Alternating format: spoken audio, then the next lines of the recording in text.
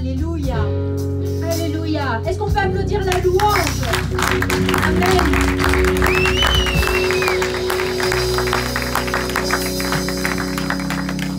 Merci à la louange parce que c'est un travail fait avec cœur. Merci Jessica, tes débuts se passent pas trop mal et on t'encourage vraiment. Alléluia. Alléluia. Nous allons prendre un passage dans le livre de Luc, au chapitre 8. Si vous n'avez pas pris vos Bibles, Arnaud va nous afficher le texte. Luc chapitre 8, du verset 22 au verset 25.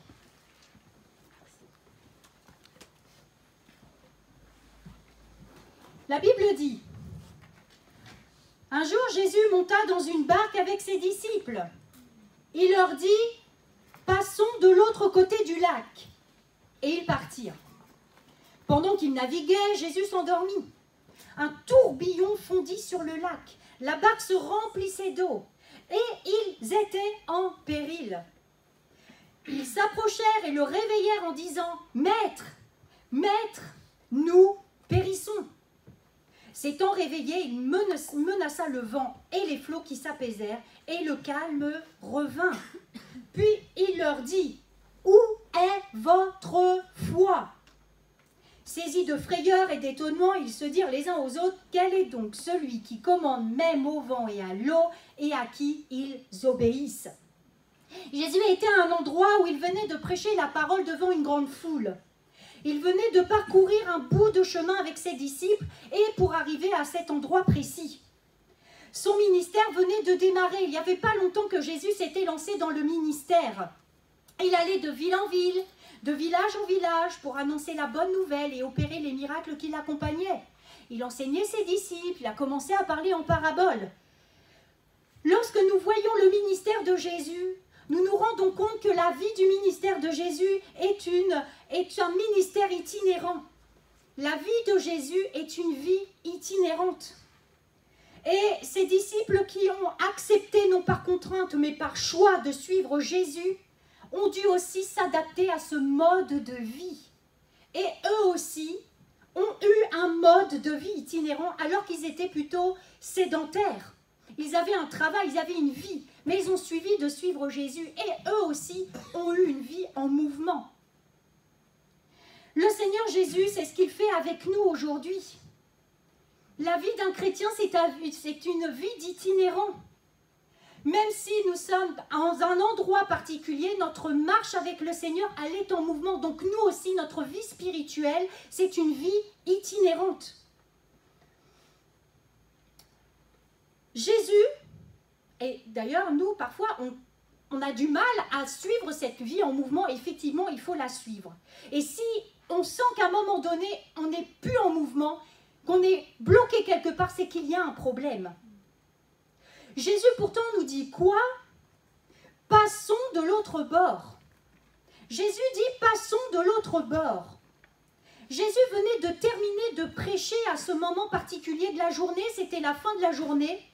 Et il savait que tout était désormais accompli ici. Et qu'il était temps maintenant de bouger. Amen. C'était le moment de bouger. Il décide alors de traverser le lac sur l'autre bord. Et d'ailleurs, Jésus nous emmène aussi, nous, jusqu'à un endroit particulier. Mais si aujourd'hui il estime que c'est le temps d'aller vers un autre endroit, c'est que là où nous sommes, tout a été accompli et qu'il est temps de bouger. Amen. Et il se peut parfois que ça peut faire peur. Alors nous pouvons effectivement résister à cet appel. Résister à l'appel de Dieu, de le suivre dans ce passons de l'autre bord. Pourquoi se mettre en marche? Je suis si bien installée ici. On va commencer à parler avec le Seigneur. Moi, je me suis bien installée ici. J'ai ma vie. J'ai posé mes barrières de sécurité. Je me suis mis une barricade bien confortable, plutôt agréable. J'ai même pas eu le temps de poser mes affaires, si peu. Pourquoi tout de suite repartir, Seigneur? Moi, je veux rester un petit peu ici, me poser là quelque temps. Et pourtant le Seigneur, lui, voudrait maintenant que nous puissions avancer parce que c'est le temps. Regarder à mon confort, regarder à mes sécurités, ne me fera pas aller plus loin dans la volonté de Dieu, mais dans la mienne. Mais est-ce que c'est bon pour moi? Est-ce que cela est bon pour nous? Est-ce que nous sommes encore trop attachés aux choses de la chair? Les choses du monde sont-elles encore attachées à nous que nous ne voulions pas avancer encore plus loin? Je m'appuie sur ma sagesse, sur mes propres raisonnements, et je crois que c'est bon pour moi. Je crois que cela est bon pour moi. Mais quand je consulte Dieu, je me rends compte que sa sagesse n'est pas la mienne, que sa volonté n'est pas la mienne, et que nous dira Dieu dans sa parole dans Ésaïe 55, car mes pensées ne sont pas vos pensées, et vos voix ne sont pas mes voix, dira l'Éternel. Amen. Jésus veut que nous sortions de notre zone de confort, mes frères et sœurs, et que nous acceptions de relever les défis qui se présentent à nous. Et ne pas avoir peur de franchir de nouveaux caps. Dieu veut que nous saisissions des opportunités nouvelles, dans le seul but d'accomplir sa volonté parfaite dans notre vie, dans le but que nous soyons heureux sur cette terre, remplis de bonheur et d'épanouissement. Et quand Dieu nous tend une nouvelle opportunité, il ne faut pas la louper, parce que c'est l'opportunité pour découvrir d'autres lieux, des lieux nouveaux. Nous allons pouvoir rencontrer de nouvelles personnes et nous allons pouvoir vivre de nouvelles expériences. Et c'est à cela que nous devons aspirer, mes frères et sœurs.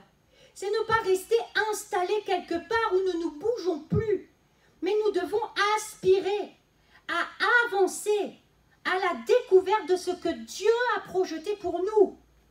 Amen. Amen. Passons de l'autre bord. Passons de l'autre bord. Cela concerne tout chrétien. Ne pensez pas que ce message est uniquement pour une élite. Il est bien pour tous les chrétiens. Dès lors que vous avez donné votre vie à Jésus, c'est une vie en mouvement qui s'annonce. C'est une marche qui va de l'avant. Amen. Parce que le Seigneur veut que nous marchions de progrès en progrès et de gloire en gloire. Mais rester dans un lieu où on a tout accompli n'est pas la solution. Même si c'est sécurisant pour vous, la chair est sécurisée. Mais si c'est le temps de prendre les bagages et de partir, il faut savoir rentrer dans ce projet. Oh, le Seigneur nous dit, je sais qu'il y aura des tribulations. Je sais qu'il y aura des tribulations. Mais Jésus nous encourage encore aujourd'hui. Dans Jean 16, 33, Jésus dit, je vous ai dit ces choses afin que vous ayez la paix en moi. Vous aurez des tribulations dans le monde, mais prenez courage. J'ai vaincu le monde. Le Seigneur nous dit, je sais que tu vas avoir des tribulations, mais il nous le dit, non pas pour que nous ayons peur, mais il nous donne la solution pour que nous puissions avoir espoir qu'un jour nous en sortirons, parce que Jésus a vaincu le monde, il a vaincu la mort et son pouvoir. Jésus savait que la traversée pouvait être dangereuse, et je pense qu'il connaissait ce lac avec un caractère imprévisible. Mais à ce moment-là, aucun risque de traverser. Les disciples ne se sont pas posé de questions. Ils avaient l'habitude de veiller de toute façon à ce que Jésus ait toujours une barque à proximité pour s'éloigner de temps en temps de la foule, parce que dans la parole, Marc 3,9, Jésus, dans la parole, il est dit, il chargea ses disciples de tenir toujours à sa disposition une petite barque, afin de ne pas être pressés par la foule. Donc quand Jésus a dit, allons, on monte dans cette barque, à ce moment-là, les disciples avaient la foi, et ils ne se sont pas posés de questions. Ils sont tous montés. Il n'y en a pas un qui est resté à terre. Ils sont tous partis dans cette embarcation. Allons, et nous verrons. Amen. Ils avaient la foi car les conditions étaient requises pour faire une traversée tranquille. Et il n'y avait pas lieu d'avoir peur, parce que même la plupart étaient pêcheurs, ils connaissaient bien ce que c'était cette embarcation. Ils n'avaient pas peur de monter dans la barque et de se retrouver au milieu du lac. Et puis Jésus a dit, allons, donc on y va. Jésus avait donné une directive et ils l'ont suivi. Mais à ce moment-là précis, c'est que les disciples ne savaient pas, c'est que Dieu avait projeté qu'ils puissent vivre une expérience dans quelque chose de particulier qu'ils n'avaient encore jamais vécu jusque-là, c'est le test de la foi. Dieu les a laissés librement monter dans cette embarcation et Dieu avait déjà projeté qu'ils expérimentent quelque chose dans la foi. Testons la foi de ses disciples. Testons la foi de ses disciples. Où en sont-ils avec leur niveau de foi? Est-ce qu'ils sont capables de passer, de supporter et de gérer les tempêtes qui vont se présenter à eux? Et Dieu ne manque pas d'imagination pour nous mettre à l'épreuve, mes frères et sœurs. Amen. Amen. Et c'est une bonne chose pour nous d'être mis à l'épreuve. Parce que ce qui les attend de l'autre côté est encore plus grand et il faudra expérimenter quelque chose de plus grand dans la foi. Ils quittent à un endroit qui n'était plus adapté à leur niveau. Ils quittent ce qui est devenu petit pour atteindre quelque chose de plus grand. Et là, ils ont une opportunité de pouvoir vivre autre chose.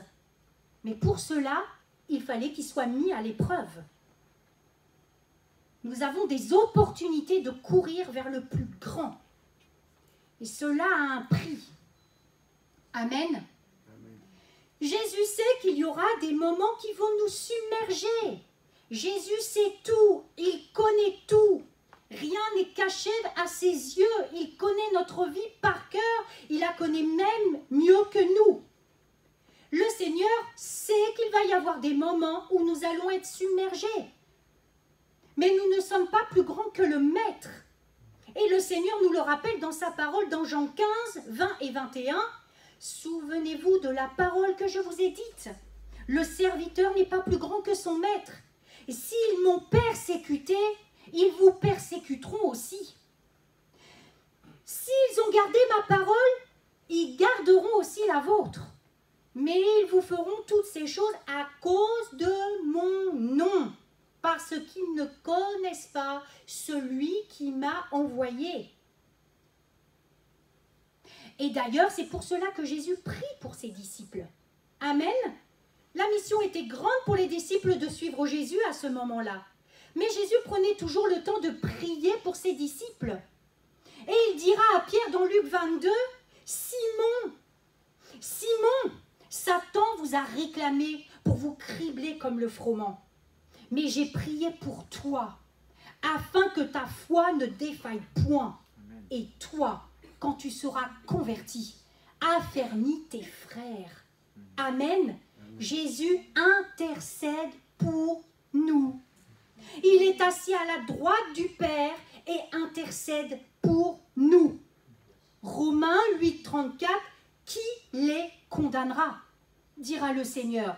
Qui les condamnera? Qui me condamnera? Qui vous condamnera, mes frères et sœurs? Christ est mort, bien plus que ça, mes frères et sœurs. Il est ressuscité, il est à droite de Dieu et il intercède pour nous. Nous avons l'assistance du Seigneur 24 heures sur 24, 7 jours sur 7. Il n'y a pas un moment où Jésus nous abandonne, dès lors que nous lui appartenons. Amen. Jésus a dit, allons. Vous avez remarqué qu'ici, il s'agit de la première personne du pluriel. Jésus est impliqué dans notre vie. Il n'a pas dit va. Il n'a pas dit allez. Il a dit allons. C'est Jésus et moi. Et c'est moi et Jésus. C'est Jésus et vous. C'est vous et Jésus. Allons. Il est dans la même barque que nous. Et donc, quand on s'éloigne du bord pour aller sur l'autre bord, il est embarqué dans la même aventure. Jésus veut que notre foi soit basée sur sa confiance en lui. Il devient désormais notre sécurité. Les sécurités que nous avons posées par la chair, parce qu'on pensait que ces sécurités, on pouvait s'appuyer dessus, ne sont rien. Parce que Jésus aujourd'hui est devenu notre sécurité et c'est une sécurité à vie et sûre pour toujours. Jésus s'est donné par amour pour nous et il ne nous abandonnera pas plus aujourd'hui qu'il y a 2000 ans quand il a dû être cloué sur la croix. S'il y a un moment donné où il devait nous abandonner, c'est quand il savait que son heure est arrivée. Et vous savez que ça a été difficile pour Jésus d'arriver à ce moment-là. Mais il ne l'a pas fait. Il est allé jusqu'au bout. Et c'est pour cette raison qu'aujourd'hui, il ne nous abandonnera pas. Il a tout accompli. Il a vaincu le monde, la mort et son pouvoir. Amen. La tempête se lève. La tempête se met à se lever tout d'un coup. Chose inattendue, ce n'était pas prévu au programme. La tempête, elle se lève, les flots commencent à remplir la barque. Jésus dort. Comment ont réagi les disciples à ce moment-là alors que tout allait bien avant que la tempête arrive? Quelle est la réaction des disciples face aux flots qui remplissaient la barque face à la tempête? Maître, maître, nous périssons. Panique. Ils se sont mis à paniquer. Les disciples ont regardé aux circonstances. Pourtant, Jésus était présent. Il était physiquement présent. Endormi, certes, mais il était avec eux. Il n'a pas quitté la barque. Il n'a pas sauté dans l'eau pour fuir la tempête quand elle arrivait. Il est resté avec eux tout le temps. Tempête ou pas. Jésus s'est mis à part en sommeillant. Pourquoi Jésus s'est mis à s'endormir? Parce qu'il fallait que le plan de Dieu s'accomplisse. Jésus ne pouvait pas quitter la barque. Il n'y avait pas beaucoup de lieux où il pouvait aller en dehors de la vue de ses disciples. Donc il s'est assoupi pour qu'il puisse expérimenter ça et que Dieu accomplisse son plan dans cette expérience de test de la foi. Si Jésus était éveillé, il n'y aurait pas eu la tempête. Il n'y aurait pas eu besoin de paniquer. Jésus était là. Mais il fallait que Jésus s'endorme pour que le plan de Dieu se mette en place. Parfois, Jésus fait silence. On ne sait pas ce qu'il fait. Maître, maître, nous périssons. Nous réveillons Jésus. Nous lui demandons ce qu'il fait. La peur change soudainement tout le programme. La peur change soudainement la priorité. La peur change l'objectif défini. Tout d'un coup, au lieu de visionner la prochaine escale, les disciples visionnent la fin. Nous allons mourir en plein milieu de la traversée. Il n'y avait plus de projection à changer de bord, à se retrouver dans une autre oasis. Et nous réagissons, mes frères et sœurs, trop souvent de cette manière. Quand tout va de travers, quand la tempête arrive, quand tout s'agite autour de nous, quand viennent les tribulations, les oppressions, les situations d'angoisse et de stress, pouvons-nous nous identifier dans l'expérience des disciples? N'est-ce pas comme cela que nous réagissons nous aussi? Nous réagissons souvent de la même manière. Pourtant, Jésus n'est pas moins avec nous aujourd'hui qu'il l'était avec les disciples. Jésus est toujours avec nous et il le sera toujours. Le problème des disciples, c'est qu'ils le percevaient physiquement. Quand ils voyaient Jésus, ils le voyaient physiquement. Et Jésus est passé d'un homme extraordinaire à un homme ordinaire qui allait périr avec eux. Parce que Jésus, ils l'ont connu. Il enseignait la parole, il a fait ses premiers miracles, ils ont bien vu le ministère de Jésus, ils se sont lancés avec lui. C'était un homme extraordinaire, ils n'avaient jamais vu ça de leur vie. Ils n'avaient jamais vu un homme comme Jésus, ils étaient en admiration, dans l'étonnement, ils sont passés par toutes les couleurs. Mais tout d'un coup, dans la barque, dans la tempête, c'est devenu un homme ordinaire, qui dort et qui allait mourir avec eux. Et c'est comme ça que les disciples ont vu Jésus. Ils l'ont vu avec les yeux de la chair. Ils l'ont vu, lui, physiquement. Amen. Ils n'avaient pas compris que Jésus devait être vu en esprit. Il devait être vu en esprit. Ils ont regardé à un Jésus qui dormait. Ils ont regardé à la tempête. Ils ont regardé au flot qui remplissait la barque. Ils ont regardé aux circonstances avec les yeux de la chair. Parce qu'à ce moment-là, ils étaient encore trop charnels. Et c'est pour cela que nous ne pouvons pas voir les choses en esprit. C'est que parfois nous manquons du Saint-Esprit et nous sommes encore trop charnels. Et nous regardons aux circonstances et à ce que nos yeux charnels nous montrent. C'est une grâce aujourd'hui, mes frères et sœurs, de croire sans avoir vu. Heureux ceux qui n'ont pas vu et qui ont cru. Heureux ceux qui n'ont pas vu et qui ont cru. Nous ne voyons pas Jésus, mais nous y croyons. Pourquoi? Parce que nous suivons Jésus en esprit. Nous avons reçu la foi de croire en lui. Et nous devons suivre Jésus en esprit. Voir avec les yeux de l'esprit de la foi qu'il est bien avec nous, par son Esprit Saint. Le Seigneur est avec nous par son Esprit. Et il le sera jusqu'à la fin du monde. Jésus lui-même a dit, « Et voici, je suis avec vous tous les jours jusqu'à la fin du monde. » C'est merveilleux parce que Jésus n'a pas tout d'un coup tout quitté comme ça. Il a préparé ses disciples. Et aujourd'hui, tout ce que Jésus a dit à ses disciples sont pour nous aujourd'hui. Où est votre foi? Où est votre foi? Notre vie va rencontrer des tempêtes, plus ou moins impétueuses, c'est vrai. Mais il va y avoir des moments de tribulation, il va y avoir des moments difficiles. Notre foi va être forcément mise à l'épreuve, comme Dieu l'a permis pour les disciples à ce moment précis.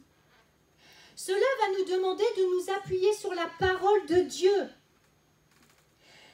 de s'appuyer sur la parole de Dieu qui est vivante et efficace et d'avoir des temps pour se remettre en prière. La prière et la parole de Dieu sont des armes pour le chrétien. Notre cœur a besoin de la parole. Notre cœur a besoin de s'appuyer sur la parole. Notre cœur qui s'agite a juste besoin d'entendre la parole pour qu'il reste calme, confiant que Dieu est bien au contrôle de notre vie. Tout ce qui se passe dans notre vie, mes frères et sœurs, est permis par Dieu. Rappelons-nous que Jésus lui-même a eu peur.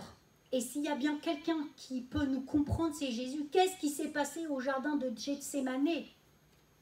Qu'est-ce qui s'est passé à ce moment-là pour Jésus? Épreuve de foi, Luc 22, 42. Père, si tu voulais éloigner de moi cette coupe, est-ce qu'il n'a pas eu peur à ce moment-là, Jésus? Et nous savons ô combien il a été dans des angoisses terribles, au point d'en avoir des grumeaux au front. Tellement l'angoisse et l'esprit de mort étaient là, qu'il était angoissé, il était dans la peur parce que son heure était arrivée et qu'il n'y avait plus moyen de faire machine arrière. Mais le Saint-Esprit soutient Jésus. Qu'est-ce que dit le Saint-Esprit à Jésus? « Hé Jésus, n'oublie pas la raison pour laquelle tu es venu. Toutefois, que ma volonté ne se fasse pas, mais la tienne. » Le Saint-Esprit a soutenu Jésus et il s'est ressaisi. Et il a dit, « Ok, non, pas ma volonté, mais la tienne, mon Père. » Et à partir de ce moment-là, c'était débloqué. Il n'y avait plus rien qui pouvait arrêter Jésus. L'Esprit de Dieu qui est en vous va être libéré au degré, à la mesure auquel votre cœur agit sur la parole. L'Esprit de Dieu va être libéré au degré, à la mesure auquel votre cœur agit sur la parole. L'avancée dans notre marche ne nous épargnera pas les problèmes, et n'empêchera pas les situations qui vont nous submerger, et nous l'avons bien compris, puisque Jésus lui-même nous l'a dit. Mais face à cette situation, quelle attitude avons-nous choisi d'adopter? Nous avons deux choix. Deux choix devant des situations comme celle-là. C'est soit nous remercions le Seigneur en tout temps. Merci Seigneur, je te loue de ce que ma vie est entre tes mains. Tu es avec moi, tu ne m'abandonneras pas. Je sais que tu es là, et on commence à réciter la parole, on commence à rentrer dans le temps de prière, et là tout d'un coup nous rentrons dans l'adoration et nous commençons à louer Dieu de tout notre cœur. Et qu'est-ce qui se passe à ce moment-là? Le cœur commence à être en paix. Le cœur commence à être rempli de paix. Parce que nous avons adopté le « Mon Dieu, j'ai confiance en toi et je te louerai en tout temps, que ça aille ou que ça aille pas. » Parce que de toute façon, quand ça va pas, c'est parce que tu as quelque chose à m'apprendre. Donc c'est pour mon bien. Ça, c'est difficile à penser ça. Mais lorsque nous passons les épreuves et que nous voyons petit à petit les résultats, nous voyons bien que les épreuves sont permises par Dieu pour notre bien. Parce qu'il a quelque chose à travailler dans notre vie. Quelque chose à changer, à transformer dans notre vie. Il veut que nous grandissions. Mais dans ces moments de crise, dans les moments de tribulation, on adopte l'attitude d'on se plaint tout le temps. On se plaint, on se stresse. Trop de tension, on s'agite dans tous les sens. Plus envie de prier, juste de dire « Jésus, je suis en train de périr ». Comment vous voulez que le cœur trouve la paix dans une attitude comme ça, puisque ça sort de notre bouche, nous n'y croyons plus. Le cœur est déstabilisé et lui qui cherche la paix, il ne la trouve même pas. Parce que nos paroles ne sont pas basées sur la parole de Dieu. Et il n'est pas reposé dans la sécurité de Jésus-Christ. Un arrêt dans la prière est systématiquement un arrêt dans la foi. Et un arrêt dans la foi est donc un arrêt avec Dieu. Et c'est la panique. Et c'est là que tout commence à flancher. C'est parce que nous n'avons plus un Dieu sur qui s'appuyer. N'est-il pas notre roc? N'est-il pas notre rocher? C'est sur lui donc que nous devons nous appuyer. Mais s'il n'y a pas ce rocher, on se casse la figure. La foi, à ce moment-là, défaille. La foi défaille. Le cœur ne sait plus où s'appuyer. Le cœur a besoin de la parole de Dieu, de la proclamer et de louer Dieu en tout temps. Et voilà ce qui sécurise notre cœur. Rester avec Jésus, c'est rester avec le Saint-Esprit. Rester avec Jésus, c'est rester avec le Saint-Esprit. Et c'est là que notre sécurité réside. Rester avec Jésus, c'est résider avec le Saint-Esprit. N'oubliez jamais ça. Quand quelqu'un croit être en paix, il ne va plus se soucier et il ne va plus paniquer. Quand vous êtes en paix, vous êtes fort. Vous montrez une attitude de quelqu'un de fort. Mais quelqu'un qui se plaint montre une attitude de quelqu'un qui est faible. Et ce n'est pas notre avantage. Ça veut dire qu'on n'est pas encore capable de supporter nos épreuves. Et que c'est là qu'il faut aller puiser dans la parole pour être rempli davantage du Saint-Esprit afin que nous puissions avoir une vie de l'Esprit plus grande encore de jour en jour. Et que la vie de la chair, ce moi qui réclame tout le temps, ce moi qui se plaint, ce moi qui veut que des mauvaises choses, diminue. Reste calme mon âme, reste calme mon cœur, mais ne panique pas. Jésus est là, ne panique pas. Rassurez votre cœur, commencez à proclamer des mots de la parole, des versets de la parole. Ce qu'ont vécu les disciples, il y en a antérieurement qui les ont vécus aussi. Et d'ailleurs, on retrouve dans Psaume 107, 28, la Bible dit « Dans leur détresse, ils crièrent à l'Éternel. Il n'est pas dit dans leur détresse, ils se sont plaints devant Dieu. Ils se sont plaints aux pasteurs, ils se sont plaints aux anciens. Dans leur détresse, ils crièrent à l'Éternel, le roc, le rocher, ma forteresse. Et il les délivra de leur angoisse. Il arrêta la tempête et ramena le calme. Et les ondes se turent.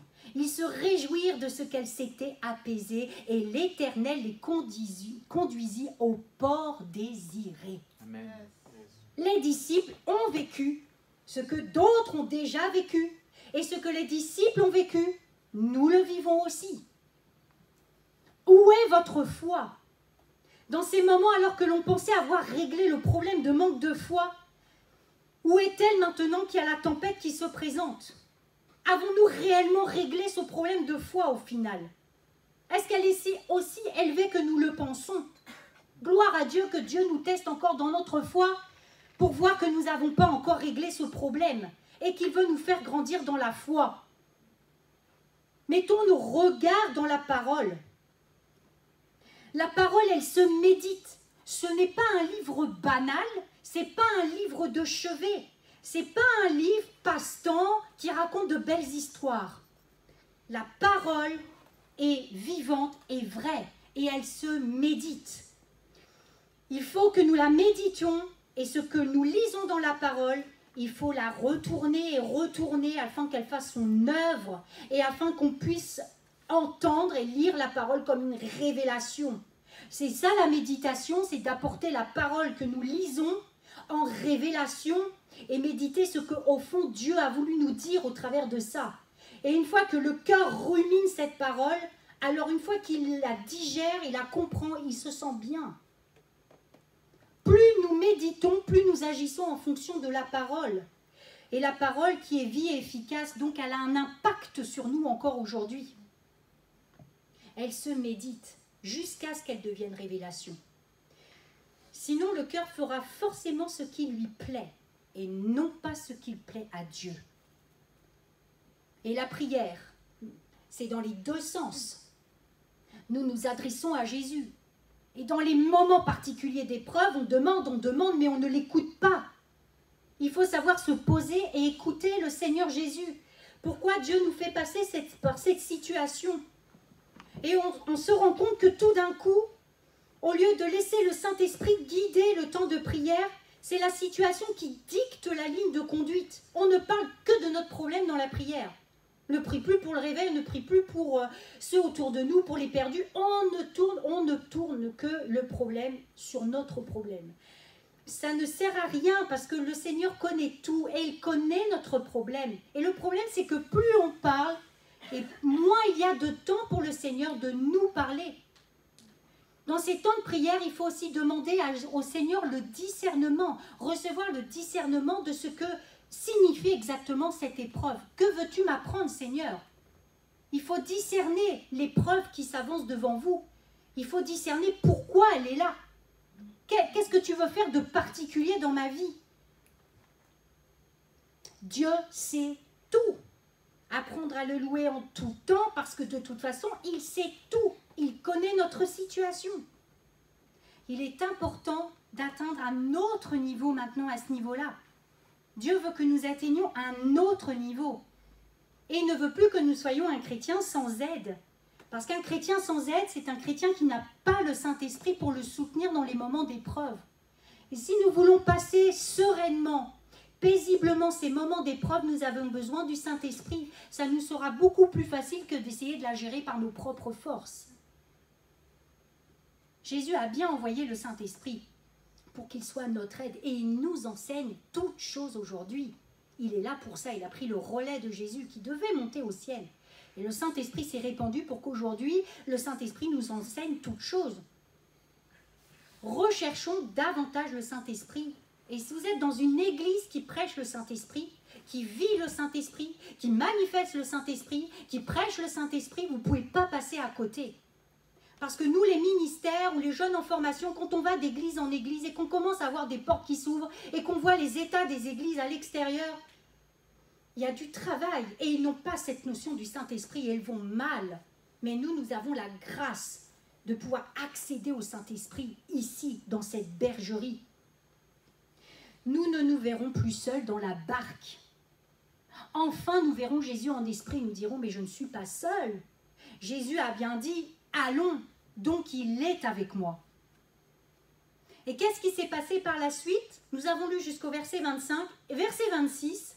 Après tout ça, la Bible dit, ils abordèrent dans le pays des Géraséniens, qui est vis-à-vis de la Galilée. Ils sont arrivés à bon port au final. Ils sont arrivés à bon port. Jésus nous amène à bon port, mes frères et sœurs. Pas d'inquiétude. Pas d'inquiétude, il nous amène à bon port.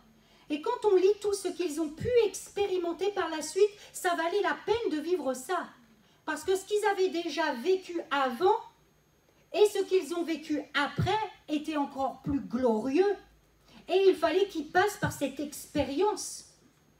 Parce qu'au sortir de cette expérience, les disciples ne furent plus jamais les mêmes. Et je ne pense pas que ce soit une expérience qu'ils aient oubliée quand on a connu la tempête par laquelle ils sont passés. Les disciples n'étaient plus les mêmes hommes. Ils avaient pris leur part. Et quand ils ont vu que Jésus les avait amenés à bon port, je pense qu'ils ont vu aussi de Jésus quelqu'un de plus en esprit que physiquement. C'est ce que recherche le Seigneur avec nous encore aujourd'hui. Que nous ressortons de nos épreuves changés, grandis, plus forts, remplis du Saint-Esprit, remplis de foi, de conviction qu'il est bien avec nous et que nous découvrions d'autres horizons. Amen. Allons, dit le Seigneur. Allons, passons de l'autre bord. Passons de l'autre bord. Allons-y. Et n'ayez pas peur, je suis avec vous. Amen. Il y a un chant que j'aime beaucoup. J'ai demandé à Jessica si elle pouvait le chanter, parce que c'est vraiment un chant que je voudrais que vous chantiez comme une prière. Vous mettiez la main sur votre cœur, que vous fermez vos yeux, et quand vous allez le chanter, vous le connaissez sûrement, c'est un chant qu'on chantait il y a longtemps, qu'on ne chante plus, et que vous le chantiez comme une prière. Alléluia. Alléluia. Alléluia.